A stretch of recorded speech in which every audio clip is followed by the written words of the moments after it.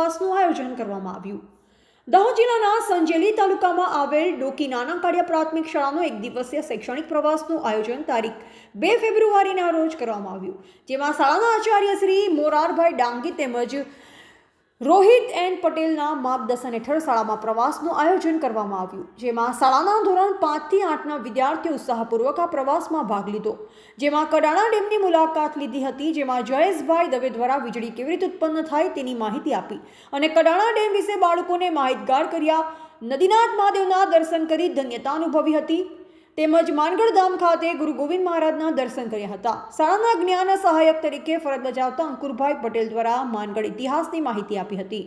ત્યારબાદ માનગઢ ધામ ખાતે વિના મૂલ્યે ભોજન બાળકોને આપવામાં આવ્યું. તમામ બાળકો ખૂબ જ આનંદિત જણાયા હતા. સમયસર સાંજે શાળામાં આવી પહોંચ્યા અને તમામ બાળકો આનંદ અને લાગણી અનુભવતા હતા અને ખૂબ જ ખુશીનો આનંદ છલકાતો જોવા મળ્યો. આમ એક દિવસીય આનંદસભર પ્રવાસનું આયોજન કરવામાં આવ્યું હતું. રિપોર્ટર અંબારામ કે ખાંટ સાથે કેમેરામેન કપિલ બારિયા.